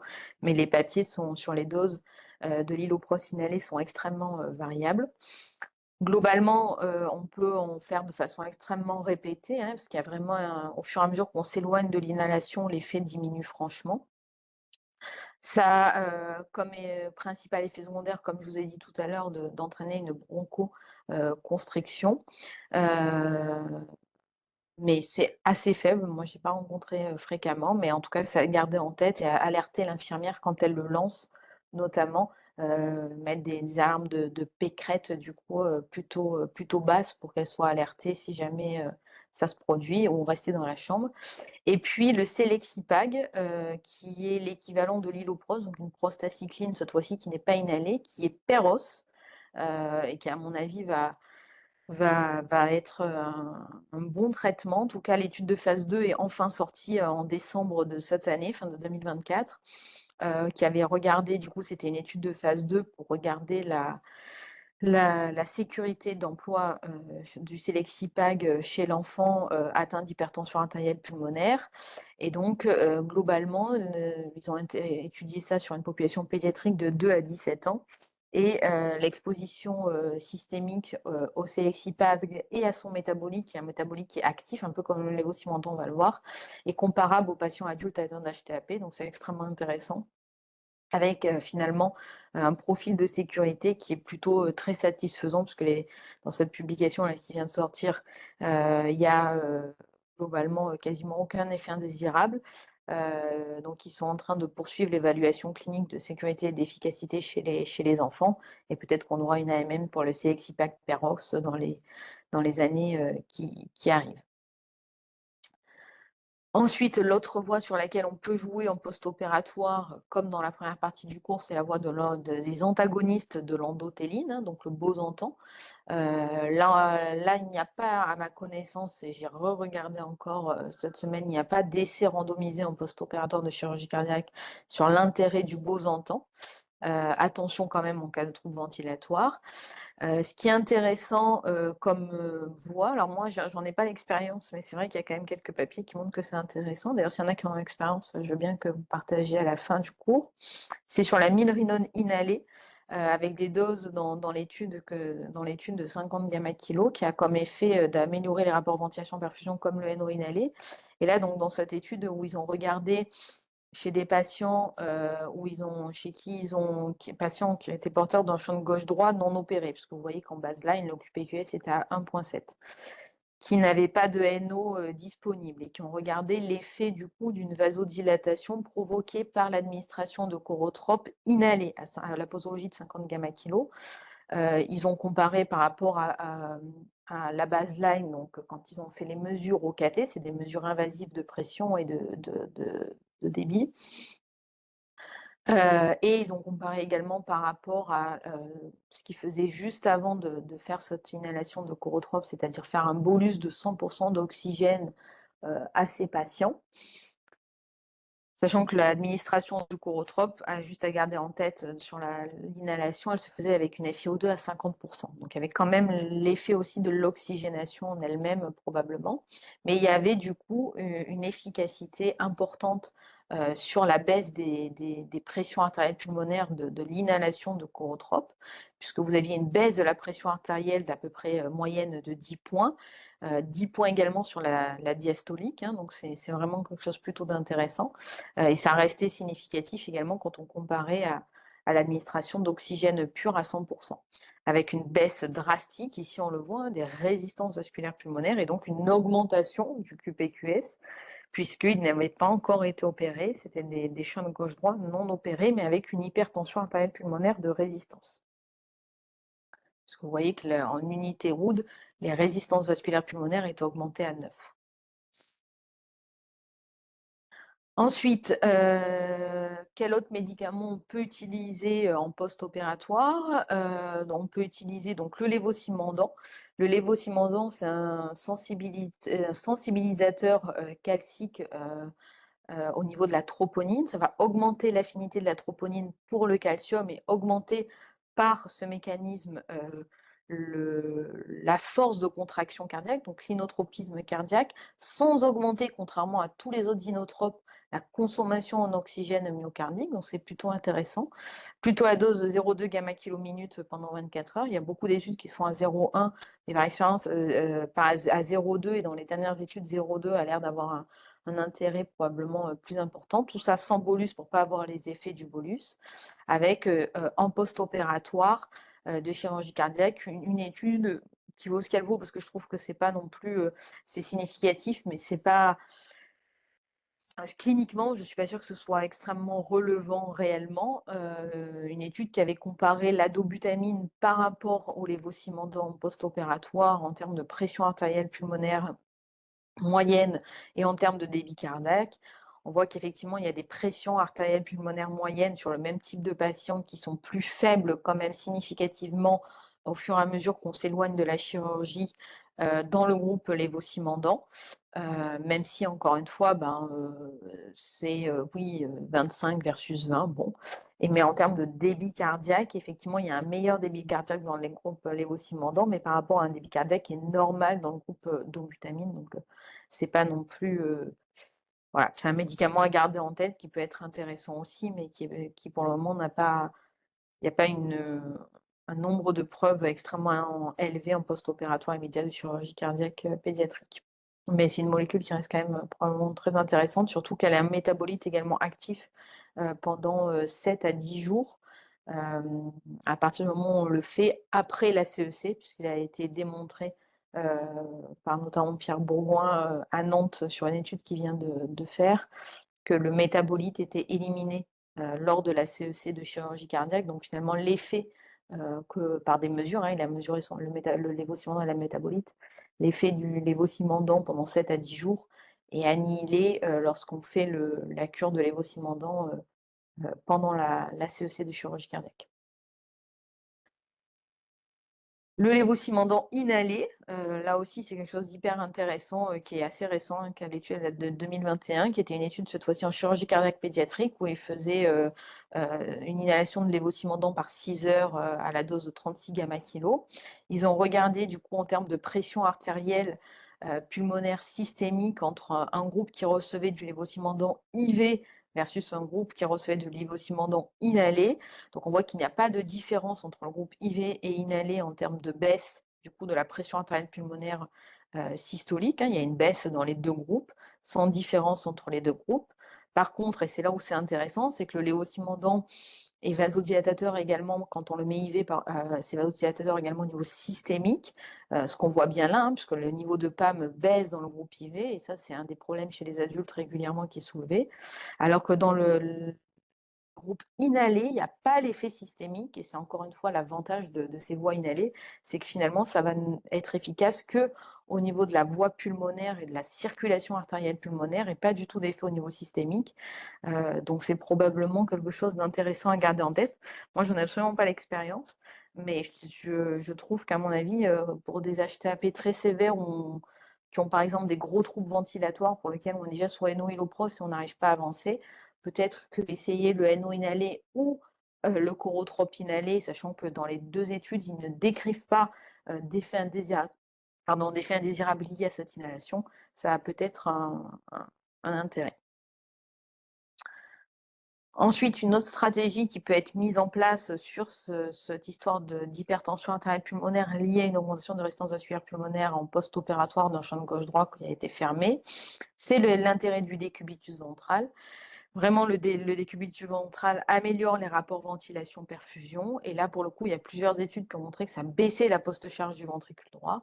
Même si ce n'était pas sur du post-opératoire de chirurgie cardiaque, c'est sur des patients qui sont porteurs d'ARDS, donc c'est plutôt des patients qui sont très sévères au niveau de l'atteinte alvéolaire.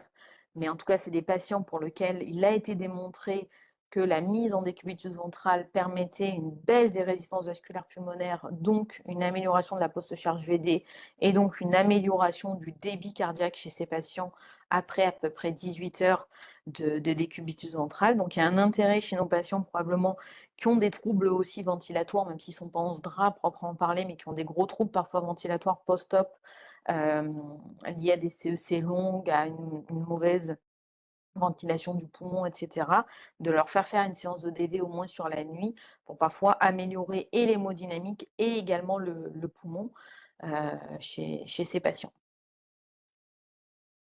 Ensuite, évidemment, toujours la place de l'ECMO véno-artériel, hein, comme dans la première partie du cours. C'est-à-dire que chez ces patients pour lesquels finalement cette hypertension artérielle pulmonaire est tellement sévère et a tellement de retentissement, et malgré la mise en place de toutes nos thérapeutiques et des différentes voies activées, que ce soit le NO inhalé ou la voie des prostacyclines, ou bien la mise sous inotrope à dose maximale, on ne s'en sort pas et il persiste et commence à apparaître des signes d'insuffisance circulatoire. Évidemment, il y a un intérêt à les mettre sous assistance, puisqu'on sait globalement qu'au fur et à mesure, un peu comme l'adaptation à la vie extra-utérine, au fur et à mesure qu'on va s'éloigner de la CEC, et ben, les résistances vasculaires pulmonaires vont finir par diminuer. Donc c'est vraiment, on sait que l'ECMO va être vraiment juste un pont le temps d'aller vers la récupération des résistances vasculaires pulmonaires normales, ou en tout cas plus faibles, et avoir amélioré la fonction ventriculaire droite.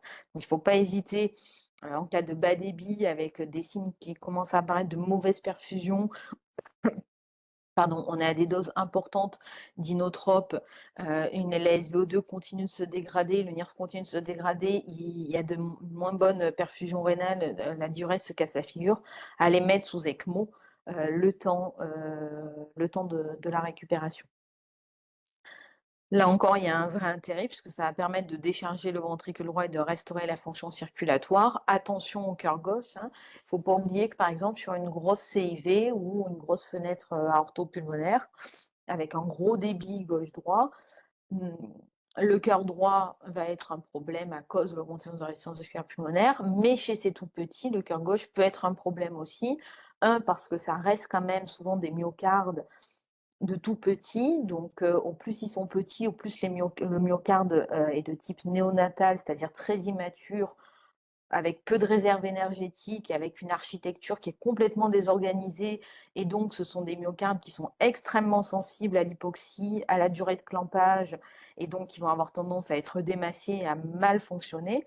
Mais en plus, lié à la réparation, hein, lorsque l'on ferme un trou de CIV, on augmente brutalement la post-charge du ventricule gauche, puisqu'il avait par exemple 2 trous pour éjecter, l'aorte et la CIV, sachant qu'en plus la CIV, il arrivait à bien éjecter à l'intérieur, puisque du coup les résistances vasculaires pulmonaires étaient très basses. Là, on lui a fermé ce trou, donc on contraint le VG, on lui a monté sa post-charge, tout ça dans un état post-op où il n'est pas dans le meilleur état énergétique et fonctionnel, et donc vous pouvez vous retrouver aussi avec des fonctions gauche extrêmement altérées.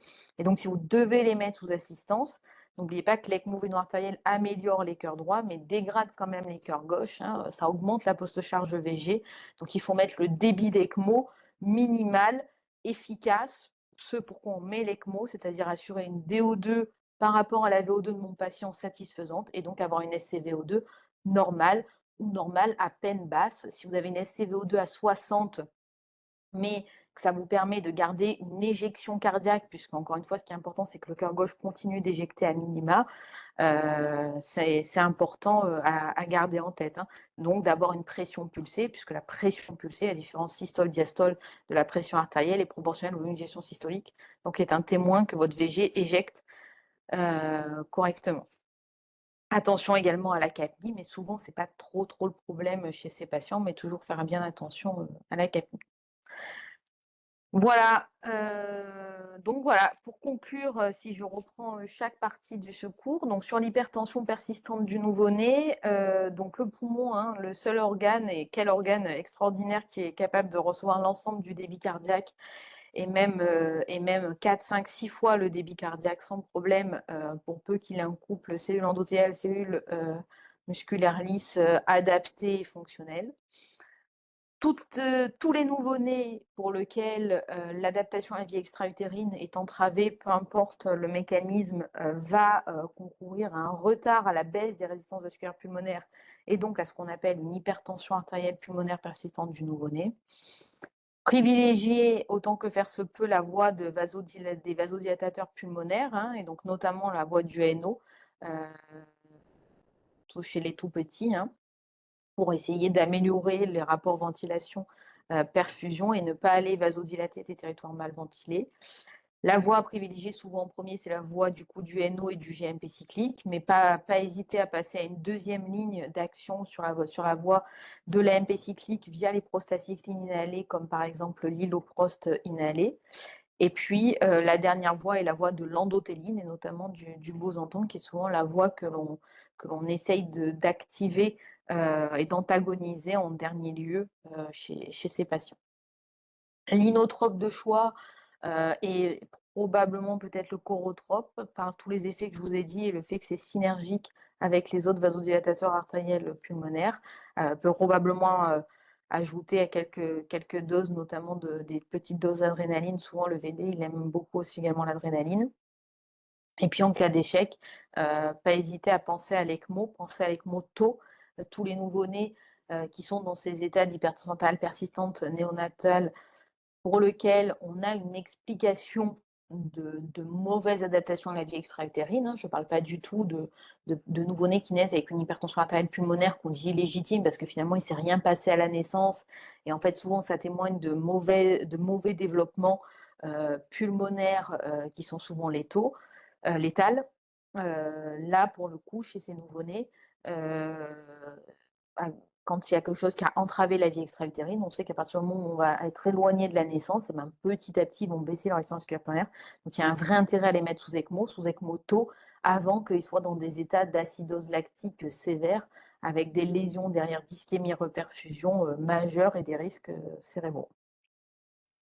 Pour ce qui nous intéresse, donc les l'échelon gauche-droit, donc sur la partie pré- et péropératoire, on est sur une hypertension artérielle pulmonaire de débit, encore une fois, hein, c'est vraiment un problème de débit et de déséquilibre des débits. Donc attention à des pressions artérielles systémiques qui baissent sur un gros shunt gauche-droit. Le traitement, c'est certainement pas la noradrénaline. L'hypertension pulmonaire en post-opératoire sera une hypertension artérielle pulmonaire qui ressemble à celle du nouveau-né qui s'est mal adapté, donc par augmentation des résistances vasculaires pulmonaires. On a des moyens médicaux pour vraiment contrôler ces histoires d'hypertension pulmonaire, que ce soit via la ventilation, qu'elle soit invasive ou non invasive, mais également l'hématose qui en résulte, hein, avec l'oxygène, la capnie, le pH, mais également la viscosité du sang. Utiliser les vasodilatateurs pulmonaires par voie inhalée de préférence. Ne pas hésiter à penser à l'intérêt du décubitus ventral et du lévocimendant. Et puis, pareil, hein, si malgré nos thérapeutiques, on sent qu'il est en train d'échapper, il faut avoir recours à l'ECMO facilement. Encore une fois, au plus on va s'éloigner de la CEC, au plus tout va récupérer. Donc, parfois, en 4 jours d'ECMO, tout est amélioré. Ils sont sevrés d'ECMO. Sans finalement conséquences dramatiques de l'ECMO. L'ECMO a souvent des conséquences dramatiques quand elle est mise beaucoup trop tard et qu'on a voulu coûte que coûte passer sans ECMO. Parfois, il faut accepter qu'il y en a certains qui ne passeront pas sans ECMO et au plus tôt on les met, au meilleurs seront les résultats. Voilà, donc je vous remercie et puis je suis à votre disposition si vous avez des questions.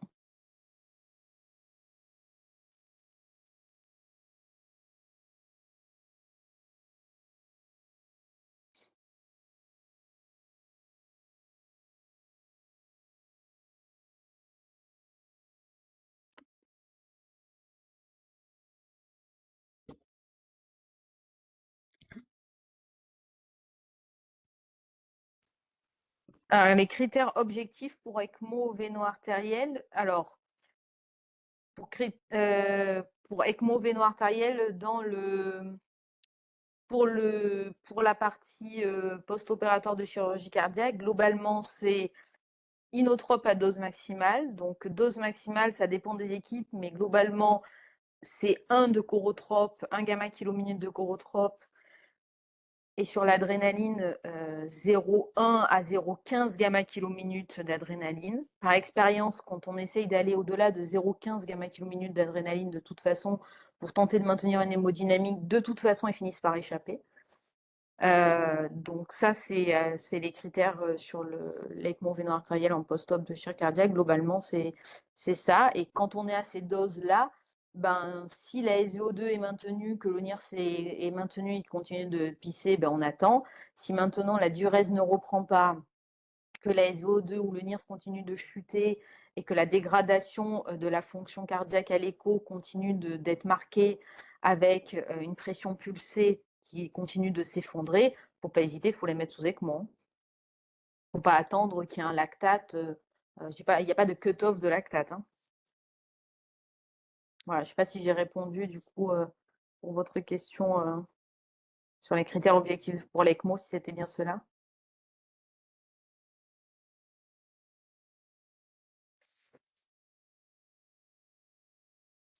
Parfait. Alors ensuite, est-ce que la noradrénaline augmente les résistances vasculaires pulmonaires? Ça dépend probablement chez qui on le démontre. Le professeur Storm à Lille avait démontré qu'il n'y avait pas au contraire, même ce serait peut-être un vasodilatateur artériel pulmonaire, la noradrénaline, mais il a fait ça sur des agneaux et donc sur un lit vasculaire d'agneau. Ce qui est sûr, c'est que chez l'adulte, ce qui avait été regardé à chaque fois sur la noradrénaline, ça avait tendance plutôt à augmenter les résistances vasculaires pulmonaires. Néanmoins, le grand biais, c'est que beaucoup de gens pensent que la noradrénaline n'a qu'un effet sur les résistances. Or, la noradrénaline, surtout à faible dose, a un effet bêta-1 et inotrope positif. Donc, est-ce que certaines améliorations que l'on voit ne sont pas dues notamment au fait que le débit augmente par l'effet bêta-1 inotrope positif de la noradré, c'est un vrai point d'interrogation. En tous les cas, il ne faut pas mettre la noradrénaline pour tenter d'aller augmenter des résistances vasculaires pulmonaires pour contrôler un chemin gauche-droit. Ça, c'est certain.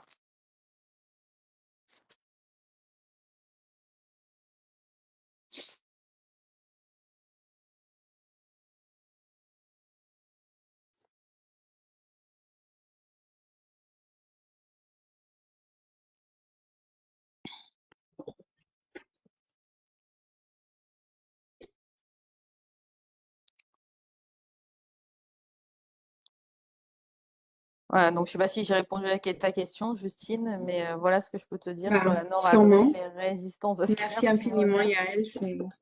Merci.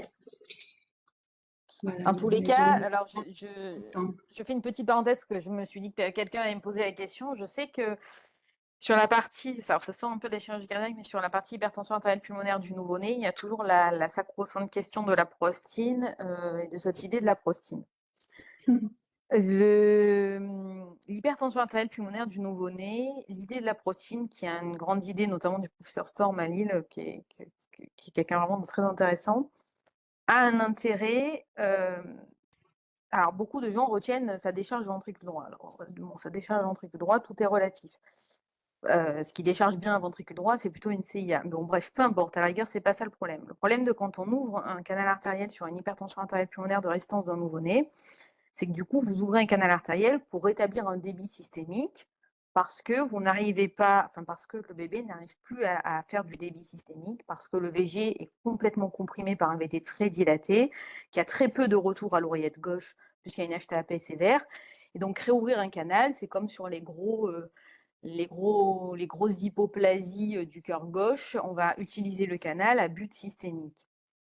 Sauf que chez ces bébés, ce qui va les sortir de là, c'est le fait qu'à un moment donné ou un autre, on remette du débit pulmonaire parce qu'ils sont en hypoxie et en acidose hypercapnique. Et donc, l'objectif, c'est de remettre du débit pulmonaire, puisque ce qui va permettre d'améliorer l'oxygénation, d'améliorer la décarboxylation, c'est le débit pulmonaire.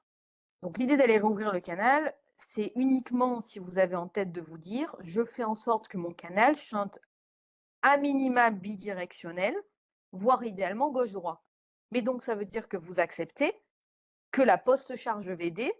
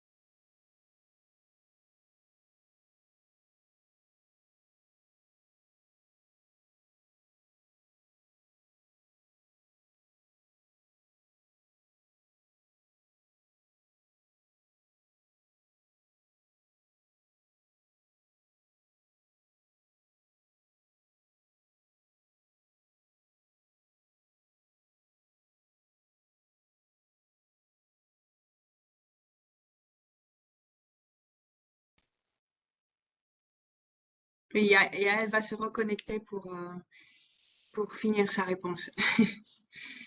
Voilà, désolée.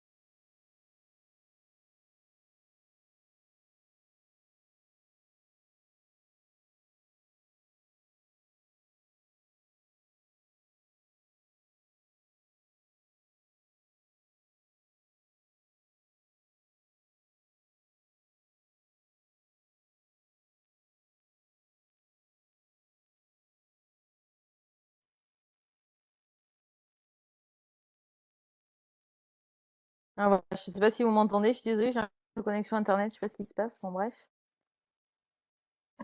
Oui, oui, on te voit et Bon. on t'entend maintenant. Bon, du coup, je sais pas où est-ce que ça a coupé. Lorsque tu Euh, parlais du canal artériel de la poche HVD. Ah oui, voilà. Donc, du coup, donc sur l'idée que ça décharge donc le VD, le canal artériel, effectivement, c'est pas quand même la meilleure décharge du VD, mais bon, peu importe. L'idée quand même de réouvrir le canal artériel avec ces histoires de prostine. Faut pas oublier que la prostine, c'est de la même famille que les prostacyclines, donc ça a un effet de fait sur les résistances vasculaires pulmonaires. Donc, ça fait baisser les résistances vasculaires pulmonaires de mettre des prostacyclines. C'est l'équivalent, c'est les prostaglandines, mais voilà. Ça, faut l'avoir en tête. Mais l'autre chose qui est importante, c'est que ça n'a de sens de faire ça que si on a comme objectif de faire chanter le canal minimum BD, voire gauche-droit dans l'idéal. Pourquoi? Parce que de quoi souffrent ces enfants? Ils sont en défaillance circulatoire, avec du coup une DO2 qui est complètement profondément altérée par des problèmes de débit. Mais vous allez mettre du sang qui va chanter droit-gauche et donc du sang qui va être très désoxygéné également. Donc la seule façon d'améliorer la DO2 en dehors d'améliorer le débit cardiaque, c'est aussi d'améliorer l'oxygénation du sang par les poumons. Et donc d'améliorer le débit pulmonaire. Et donc pour augmenter le débit pulmonaire, il faut que le shunt par le canal soit au minimum BD, voire dans l'idéal gauche-droit. Et donc pour faire ça, ça veut dire monter les pressions en systémique. Monter les pressions systémiques, encore faut-il que le cœur droit soit suffisamment vaillant pour le tolérer, puisque du coup, à ce moment-là, sa post-charge sera celle équivalente, si c'est un canal qui chante BD, à la post-charge, du coup, pareil, systémique, aux pressions qui règnent au niveau systémique. Donc, ouvrir un canal sans se préoccuper de la fonction du cœur droit et d'être sûr que le cœur droit ne soit pas en train de complètement défaillir est quelque chose d'extrêmement important. Maintenant, si vous avez un extrêmement bon cœur droit, vraiment extrêmement compétent, que vous avez bien soutenu, allez réouvrir le canal, mettre de la noradrée, monter les pressions artérielles systémiques pour essayer de faire chanter le canal BD, voire gauche-droit, pour rétablir du débit pulmonaire, là, ça a du sens. Mais aller ouvrir un canal avec un VD qui est déjà massacré et qu'on n'arrive pas à récupérer, malheureusement, ça ne fonctionne pas. Voilà. Pour les hypertensions artérielles pulmonaires de résistance des nouveau-nés. Voilà, c'est ce que je voulais vous dire avant que ça coupe.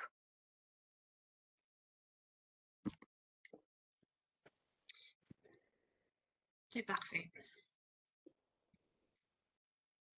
Bon, ouais, je vous ai laissé mon mail. Si jamais vous avez la moindre question, bah, vous n'hésitez pas. J'espère que ça a été clair. Bon, parfait. Merci infiniment. Et Bah, de merci pour rien. avoir débuté la session. J'y arrivé juste après. Bah, pas de souci. Écoute, bonne continuation, bon DU, et puis ben, à bientôt. Salut, Là. Aussi, bientôt. Et nous, on va donc reprendre comme vous voulez, soit dans 5 minutes, dans 10 minutes, dans un quart d'heure, vous me dites.